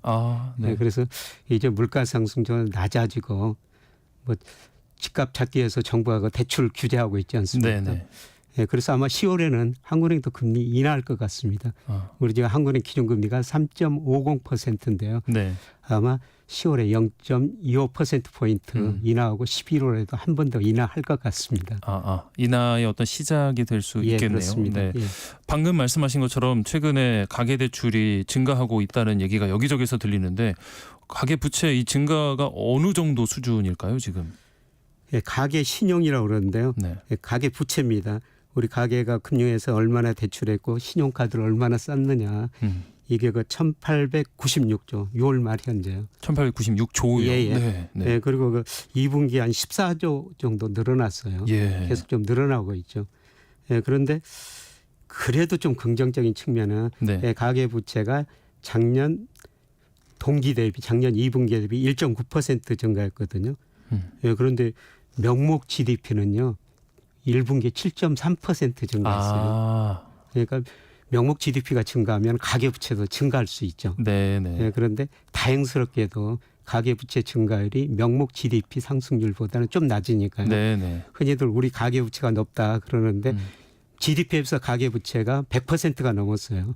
예, 그런데 최근에 분모에 있는 명목 GDP가 조금 더 빨리 증가하다 보니까 GDP 대해서 부채 비율은 조금 낮아지고 있습니다. 그래서 가계부채가 절대적으로 늘어나는 거는 문제죠. 네. 예, 그런데 경제 규모가 커진 만큼 그에 비해서는 상대적으로 가계부채 비율이 좀 줄어들고 있다. 이거는 조금 덜 우려해도 될 것 같습니다. 네네. 이 가계대출이 이렇게 증가하다 보니까 은행에서는 주택담보대출 금리를 또 인상하는 움직임을 보이고 있는데 금융감독원은 좀 부정적인 시각으로 봅니다. 교수님께서는 어떻게 보실까요? 저도 대출금리 올려서는 안 되죠. 지금 시장금리가 전반적으로 하락하고 있거든요. 네네. 시장금리가 하락하고 있는데 대출금리를 올리면은 따로 가요. 은행의 금리는 더 낮추고 있고요. 은행 이익만 증가하고 가계부담이 늘어나는 거죠. 그래서 저희가 집값을 분석해 보면은 금리보다는 대출 금액이 더 집값에 영향을 줘요. 그러니까 금리는 시장에 따라서 맞추고 내리고 대출 금액을 엄격한 은행이 이거 심사 같은 걸 통해 가지고 대출 금액을 좀 억제해야 되죠. 저는 이 금리를 올리는 거는 시장 올리면 맞지 않다고 보고 있습니다. 역시나 좀 부정적으로 보시는군요. 이 가계대출이 사실 높게 유지가 되면은 소비가 좀 위축되고 경제 활력이 좀 떨어지는 결과로 이어질 수 있을 것 같은데 정부의 가계대출 관리 어느 정교한 대응이 필요할까요? 그래서 금리보다는 조금 은행을 통해서 좀 억제하는 거. 그러니까 가계대출 대부분 이거 주택담보대출이거든요. 주택담보대출 심사를 좀 엄격하게 하라는 겁니다. 이게 진짜 그 실수요에 의해서 그 집을 살려고 그러는가 아니면 가수나 주택가격 상승을 기대고 투기적 수요인가 이걸 좀 은행들이 구별을 해가지고요. 대출을 좀 억제하는 그런 방법이 제일 좋을 것 같아요. 아까 잠깐 말씀하신 것처럼 대출 금액 자체, 규모 자체를 조금 조절을 해야 그렇죠. 된다는 말씀이시죠. 그게 집값에 더 중요한 영향을 미친다는 점, 금리보다는. 네, 알겠습니다. 진격의 경제, 오늘 서강대 김영익 교수님 모시고 이야기 나눠봤습니다. 교수님 오늘 말씀 고맙습니다. 네, 고맙습니다. 네, 전격 시사 듣고 계신 지금 시각 8시 44분을 향해 가고 있습니다.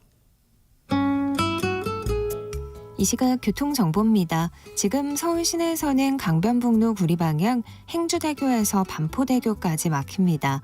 올림픽대로 하남 쪽으로 행주대교에서 월드컵대교까지 밀리고요. 더 가서 반포대교 3차로엔 고장난 차가 서 있습니다. 고속도로는 수도권 제일순환고속도로 판교에서 일산 방향, 소래터널에서 노오지 분기점까지 정체고요. 그 사이 송내 부근 1차로에서는 사고도 났습니다. 제2경인고속도로 성남 쪽으로 하객분기점에서 남동까지 막히고요. 신천에서 일직분기점까지 정체입니다. KBS 교통정보센터에서 유하영입니다.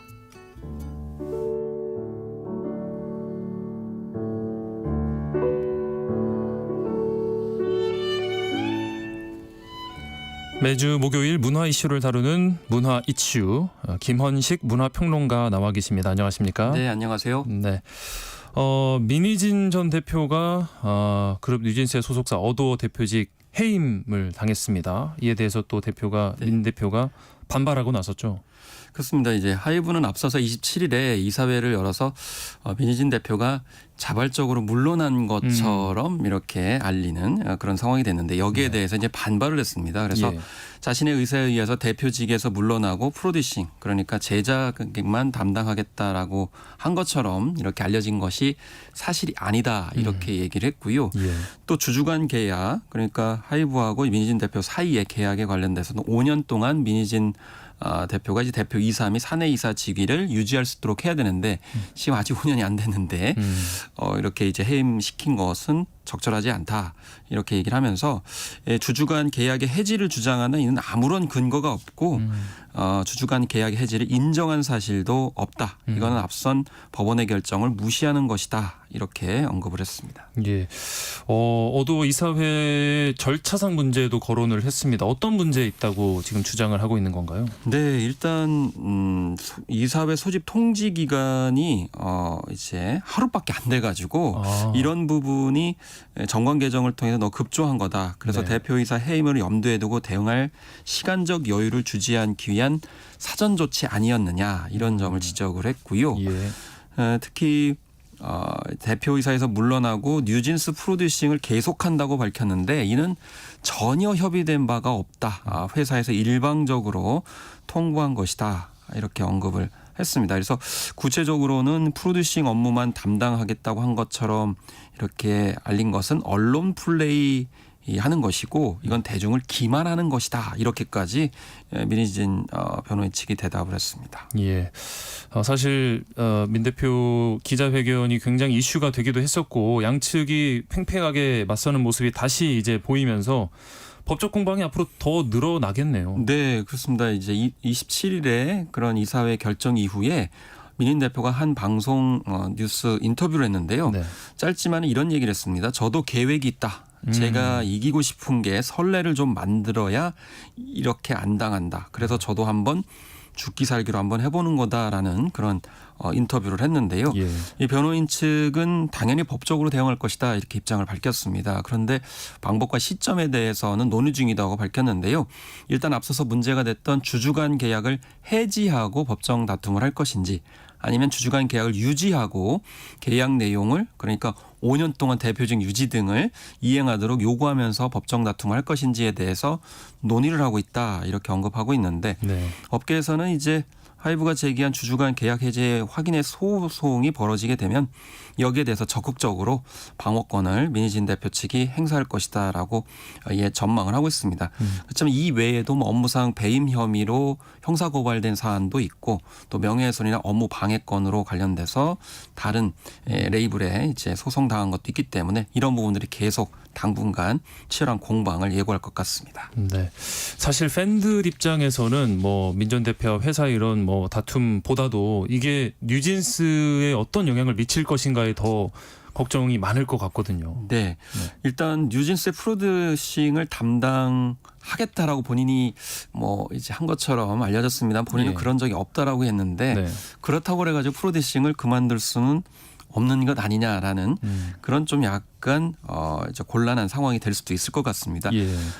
그리고 일단 이 법적 싸움에서 만약에 진다면은 뉴진스를 독립시킬 것이냐 여기에 관련돼서도 이제 관심사이긴 하지만은 쉽지만은 않다. 천억 원 관련된 풋옵션 행사도 못하는 상황이기 때문에 네. 또 한국적인 어떤 정서상으로 봤을 때 과연 나올 수 있겠느냐라는 점 이런 예. 점을 생각할 수 있는데 또 한쪽에서는 미린 대표가 프로듀싱 안 한다 하더라도 뉴진스의 활동에는 영향이 없을 수 있다라는 분석도 있습니다. 왜냐하면 프로듀싱 능력을 갖추고 있는 인사에 다소 포진한 회사라는 점을 이제 이야기하고 있는데 네. 그렇지만 뉴진스의 정체성을 만든 이른바 뉴진스의 엄마라고 불리는 미니 대표의 위상과 역할을 생각했을 때 또 쉽지만 않다 이런 이제 분석도 있습니다. 그렇지만 지금 현재 뭐 50억회 이르는 누적 스트리밍 조회수를 기록하는 등 네. 뉴진스의 인기는 계속 되고 있습니다. 예. 그리고 9월 초에 또 일본 교세라돔에서 열리는 시상식에도 참여하는 등 뭐 일정은 계속 소화하고 있는 그런 당장의 모습이 되겠습니다. 네. 한편 또 민희진 전 대표에 대해서 이 어도어를 퇴사한 전 직원이 민형사 소송을 제기했어요. 그렇습니다. 이제 명예훼손 혐의하고 개인정보법 위반 혐의로 고소했고요. 또 형사소송뿐만 아니고 민사소송, 손해배상 소송도 하겠다라고 피해자 A 씨가 밝혔습니다. 네. 간단하게 내용을 설명드리면은 이제 피해자 A 씨가 성희롱 직장 내 괴롭힘 재방 방지를 위해 가지고 이 부대표였던 임원에게 경고를 해달라는 하이브의 권고가 있었는데 이게 민인 대표에게 이제 건네졌음에도 불구하고 그걸 제대로 조치를 하지 않고 오히려 퇴직을 앞둔 신고자가 보복성 신고를 한 것이다라는 그런 견해를 민인 대표가 밝혔기 때문에 제대로 그 역할을 하지 않았다. 뭐 이런 점을 이제 부각을 했는데 그렇지만 이제 민인 대표는 여기에 대해서 완강하게 부인을 하고 있습니다. 그래서 해임 추진을 위한 억지 꼬투리 잡기 목적으로 발생된 일이라고 자신은 보고 있다 이렇게 언급을 했습니다. 자신이 일방적으로 그 가해자로 지목된 부대표만 일방적으로 감쌌다거나 거짓말을 했다는 것은 허위 사실인데 이런 것을 들어가지고 대표이사에서 물러나게 만들려는 그런 어떤 모종 이상한 흐름 아니냐. 그러니까 대표로서 중립적이고 객관적인 행동을 하지 못해왔다란 그러니까 결격 사유의 하나로서 이런 부분들이 부각이 된 게 아니냐라고 언급을 하고 있는데 이런 부분에 대해서도 이제 명예훼손에 해당된다라고 이제 A씨는 이제 보고 있는 것이죠. 어쨌든 진정성 있는 사과를 민희진 대표에게 요구했는데 그걸 인정하지 않았고 다른 식으로 흐렸기 때문에 결국 적극적인 법적 대응을 하게 됐다라는 것이 이 피해자 A씨의 주장이 되겠습니다. 네, 여러모로 민 전 대표는 굉장히 지금 복잡한 상황에 놓이게 됐습니다. 다음 소식 보겠습니다. 헐리우드 영화 에이리언 시리즈 7편에 해당하는 신작 에이리언 로물루스가 4년 전에 사망한 배우 모습을 이 인공지능 기술로 생성해서 영화에 출연시켰어요. 이게 지금 논란이 되고 있다고요. 그렇습니다. 그래서 살아있는 배우 같은 경우는 이제 드라마나 영화에서 이제 젊은 시절의 모습을 그렇죠. 프로그램을 통해서 아니면 아역에 해당되는 어린 시절을 하는 경우는 있는데 이 경우에는 2020년 이제 88살의 나이로 사망한 이안 홈이라는 배우를 다시 에일리언 시리즈에 등장을 시켰다라는 겁니다. 이 반지의 제왕과 호빗 시리즈에서 빌보 역할을 했던 영국의 배우 이안 홈인데요. 어떻게 만들었냐면 영국 배우 데니얼 베츠가 이제 연기를 합니다. 몸짓과 어떤 표정 연기를. 근데 그렇습니다. 거죠. 그러면서 그 데이터를 바탕으로 그의 얼굴 움직임과 목소리 연기를 캡처를 해서 포착을 해서 생성형 AI와 컴퓨터 모델링을 통해서 마치 진짜 이안 홈이 연기를 하는 것처럼 이제 생성을 시켰는데 이게 이제 문제가 된 것이죠.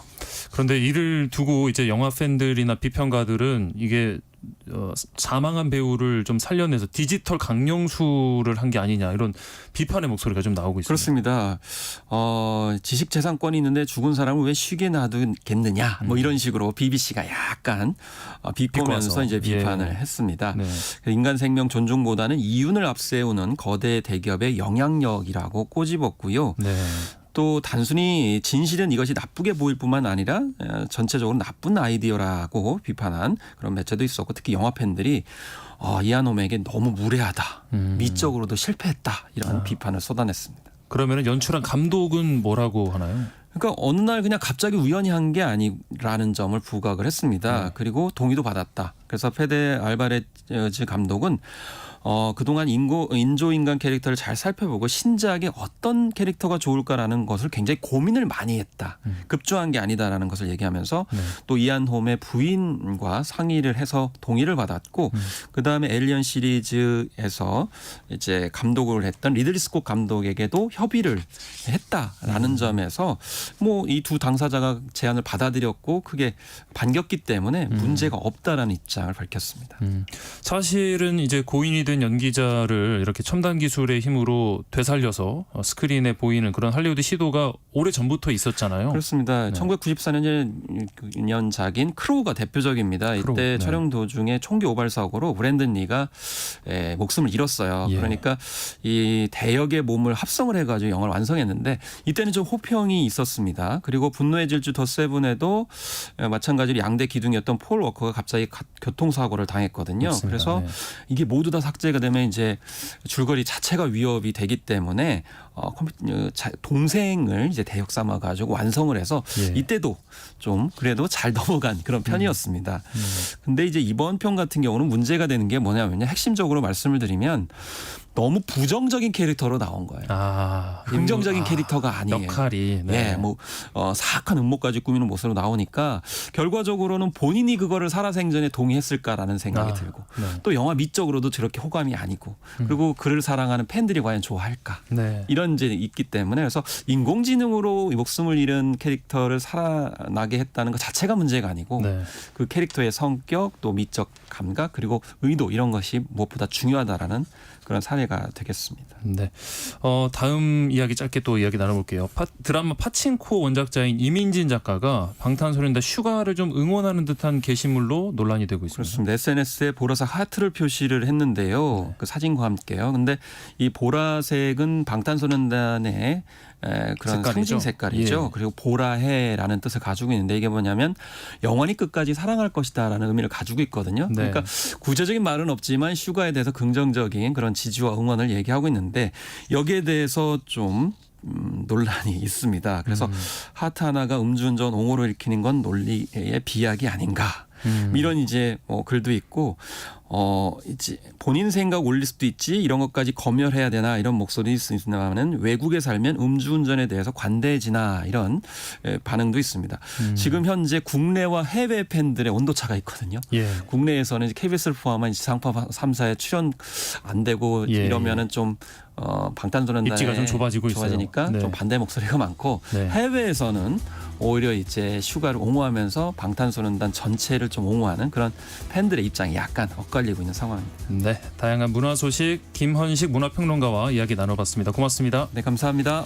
네, 8월 29일 목요일 전격 시사 오늘은 여기까지입니다. 저는 KBS 아나운서 임지웅이었고요. 내일 아침 7시 20분에 다시 돌아오겠습니다. 고맙습니다.